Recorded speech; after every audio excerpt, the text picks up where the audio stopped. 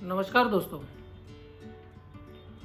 आज फिर से एक बार आप सभी दोस्तों के सामने एक बहुत अच्छा वीडियो जो कि रामायण के ऊपर आधारित है। दोस्तों, रामायण हमारे भारतवर्ष का बहुत प्राचीनतम और बहुत अच्छा और बहुत पवित्र ऐसा एक ग्रंथ है। दोस्तों, रामायण की जो आज की इस कथा है वो बहुत चंद शब्दों में मैं आपसे रजू करने जा रहा हूं। दोस्तों, रामायण की इस कथा का ये वीडियो जो है उसके पीछे मेरा आशय क्या है, ये वीडियो को एंड तक देखिए ताकि आखिर में मैं आपको बताऊंगा कि आज का ये वीडियो, आज का जो ये टॉपिक मैंने पसंद किया है वो एक चौक्कस मैसेज के फॉर्म में हम सब के लिए, आज के पेरेंट्स के लिए, हर माँ बाप के लिए बहुत बहुत यूजफुल हो सकता है। दोस्तों, दशरथ राजा बहुत उम्र लायक हो गए थे, यानी कि वृद्धावस्था बहुत नजदीक थी। सब प्रकार से उनके सुख, संपत्ति, समृद्धि थी, लेकिन सिर्फ एक ही दुख था, उनको कोई पुत्र नहीं था। 3 रानियां, कौशल्या, सुमित्रा और कैकेयी। दोस्तों, कौशल्या सात्विक प्रकृति की महारानी है, पटरानी है। सुमित्रा राजसी प्रकृति की और कैकेयी जो है वो तामसी प्रकृति की, बहुत पराक्रमी, बहुत रूपवान, सुंदर। ये तीनों रानियां 3 अलग अलग गुणों वाली और 3 अलग प्रकृति की ये तीनों रानियां, लेकिन पुत्र नहीं था। तो पुत्र प्राप्ति के लिए उनके कुल गुरु वशिष्ठ के मार्गदर्शन से उन्होंने एक पुत्र प्राप्ति का यज्ञ किया था और उस यज्ञ के पश्चात उनको 4 पुत्रों की प्राप्ति हुई। कौशल्या माता का पुत्र श्री राम, सुमित्रा का लक्ष्मण और भरत, और कैकेयी का भरत। दोस्तों, श्री राम, सुमित्रा का लक्ष्मण और शत्रुघ्न, कैकेयी का पुत्र भरत, ये चारों भाइयों बहुत वात्सल्य के अधिकारी थे, सुंदर पुत्रों थे, बहुत पराक्रमी थे, गुणवान थे। देखते ही देखते वो बड़े हो जाते हैं और युवानी की कगार पर आकर खड़े होते हैं। दोस्तों, उसी दौरान उन्होंने धनुर्विद्या का, धर्म का, शास्त्रों का, जो भी उनके राज्य के नीति नियम, नीति शास्त्र जो है, राज्य चलाने का कौशल्य है, ये सारी बातों का ज्ञान उन्होंने प्राप्त कर लिया था। तो चारों रानियों एक दिन एक साथ बैठती है और सोचती है कि अब हमारे पुत्र बड़े हो गए।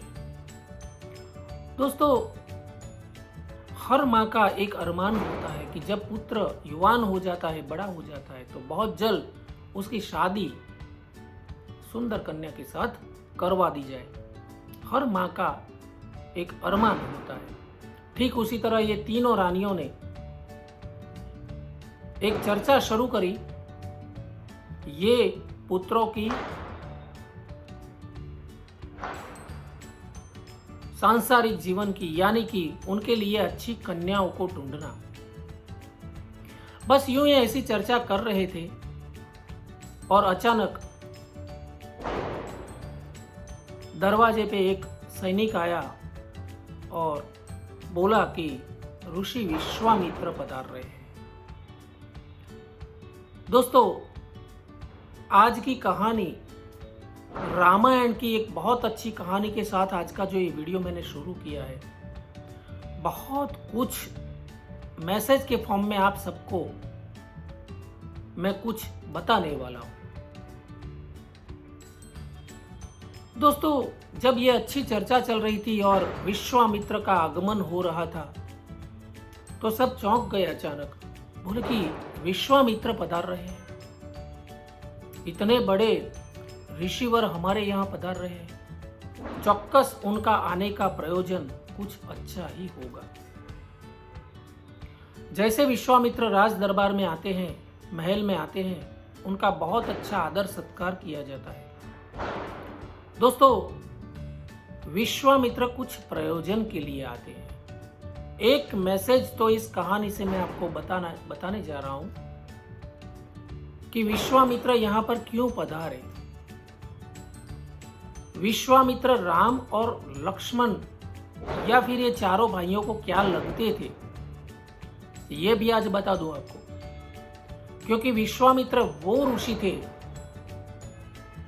बहुत साल पहले, हजारों साल पहले, रामायण से पहले की बात कर रहा हूं। मेनका से उसका एक अचानक संबंध हो जाता है और विश्वामित्र को एक पुत्री का जन्म होता है, मेनका को। तो विश्वामित्र की पुत्री शकुंतला। दोस्तों, आगे जाके ये शकुंतला जो है वो भरत वंश की आदि माता बनती है। वैसे भी हम जानते हैं कि पूरे भरत वंश की, रघुवंश की आदि माता कौन? शकुंतला जी। तो उसी शकुंतला के वंशज ये चारों पुत्र भरत वंश, रघुवंश के कुल में बहुत पीढ़ियों के बाद राम, लक्ष्मण, शत्रुघ्न और भरत के रूप में यहां पर मिले हैं। दोस्तों, विश्वामित्र जी वैसे संबंध में इस नाते अगर देखा जाए तो राम, लक्ष्मण, भरत, शत्रुघ्न के नाना जी लगते थे। लेकिन उनका यहां आने का प्रयोजन कुछ और था। वो नियति भी थी, क्योंकि राम या फिर राम और लक्ष्मण इस पृथ्वी के ऊपर अवतार धारण करके यहां पर आए थे, खुद विष्णु भगवान का अवतार, तो कुछ प्रयोजन के साथ नियति के रूप में आए थे। दोस्तों, विश्वामित्र ने प्रस्ताव रखा कि भाई मैं यहां पर राम और लक्ष्मण को लेने के लिए आया हूं।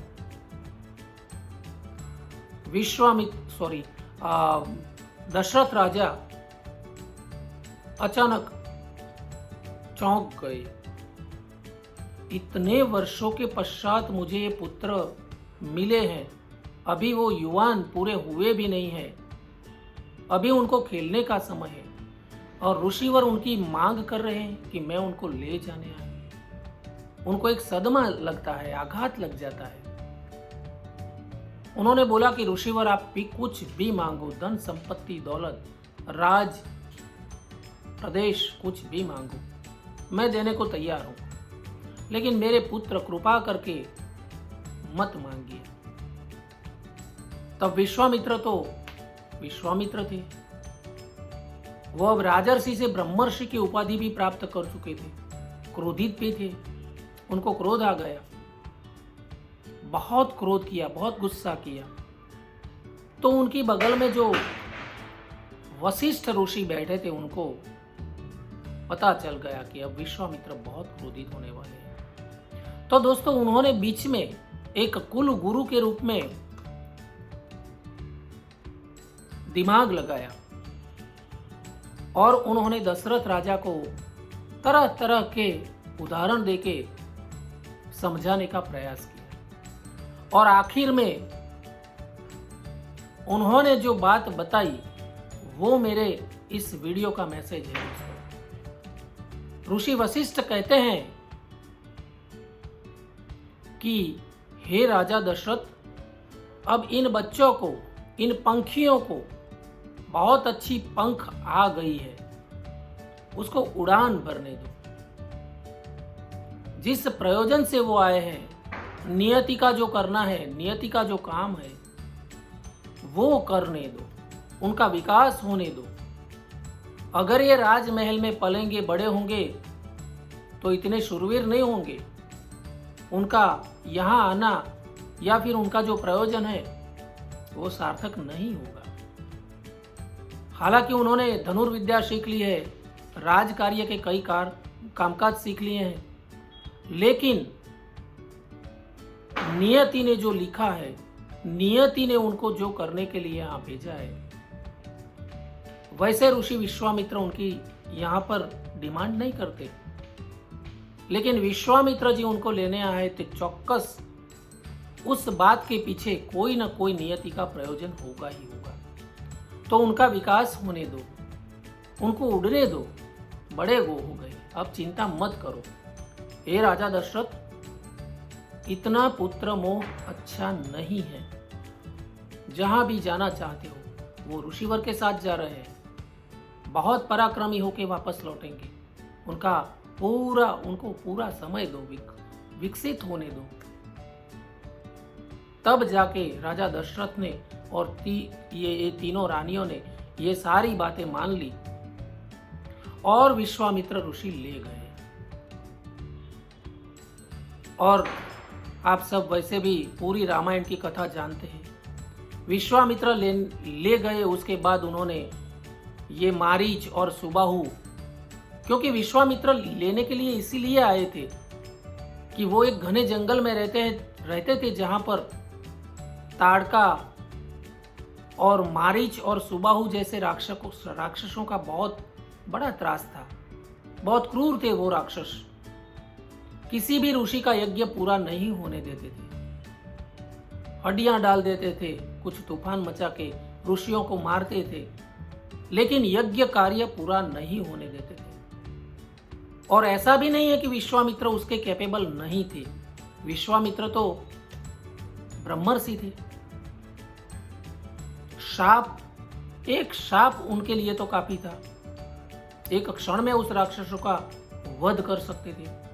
लेकिन दोस्तों, मैं ये कहने जा रहा हूं कि विश्वामित्र, कोई भी ऋषि मुनि जब खुद यज्ञ करने बैठते हैं यज्ञ वेदी पे, तो कोई भी राक्षस को शाप नहीं दे सकते थे। और अगर दे भी दिया तो उसके पश्चात उसकी सारी तपश्चर्या, उनकी शक्तियां वो विफल हो जाती थी। तो इस कारण से उन्होंने दशरथ राजा और वशिष्ठ मुनि को समझाया कि भाई, इस कार्य करने के लिए, मेरी रक्षा करने के लिए, मेरे यज्ञ कार्य पूर्ण करने के लिए मुझे राम और लक्ष्मण जैसे 2 पुत्रों की जरूरत है। अगर उनके ऊपर कोई भी आंच आई, ये मेरी जिम्मेदारी है, तो मैं इन दोनों को ले जाता हूं। लेकिन इसके पीछे दोस्तों देखिए, नियति का काम क्या था।